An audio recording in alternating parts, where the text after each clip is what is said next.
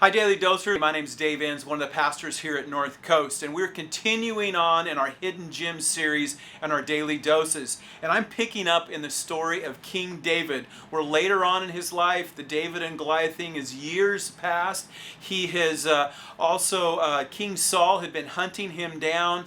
His son, King Saul's son, Jonathan, was really good friends with David. They have both died in battle, Saul and Jonathan, so David is king. David is also been approached by Nathan and confronted on his affair with Bathsheba and the murder of her husband. Life is not going well for David. He's actually on the run from his son Absalom, who's trying to stop him. David has still got his warriors. He's trying to move forward and figure it out. And we come to this little story that just has always struck me as kind of odd. Here it is. And we're going to go ahead and take a look at it. It's found in 2 Samuel chapter 16, verse 5.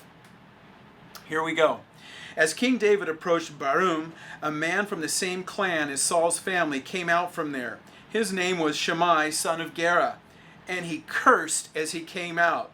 He pelted David and all the king's officials with stones, though all the troops in the special guard were on David's right and left. So this guy's just cursing David out. He's throwing stones at him, and it continues on. As he cursed, Shimei said, get out, you murderer, you scoundrel. The Lord has repaid you for all the blood you shed in the household of Saul, in whose place you have resigned. The Lord has given the kingdom into the hands of your son Absalom. You have come to ruin because you are a murderer. So he is coming down on David. Now right away you're going, wait, he did murder some people, and that's true. But what's going on here is he's accusing David actually of killing and murdering Saul and killing off Saul's people. And that's actually not what's happened. But let's go ahead and look and see how David responds.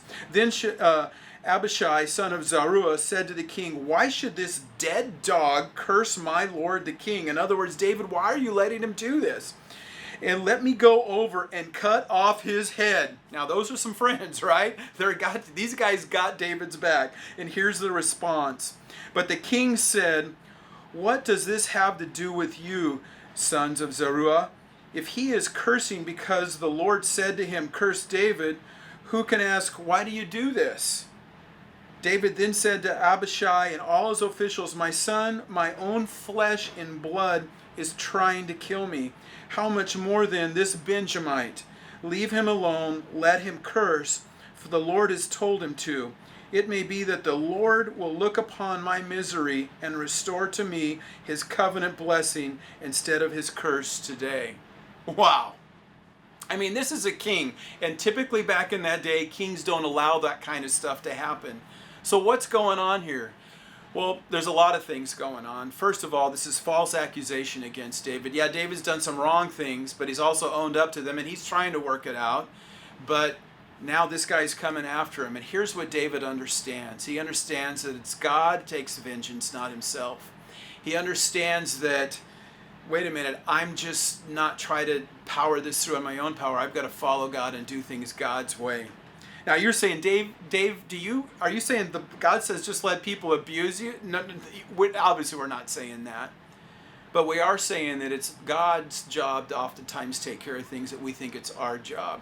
I had a professor way back in the day talk about someone confronting them on an issue that they hadn't done anything wrong, and he talked about not to be defensive. And so he had our attention because it was false accusation, and he says, here's why you listen and don't just defend yourself. You got to listen and ask questions. Because oftentimes our critics have words of truth. They're oftentimes the ones that are more willing to speak truth to us than anybody else. Now, again, it doesn't okay abuse and those kinds of things, but we need to listen to our critics. And I was like, wow, that's so true.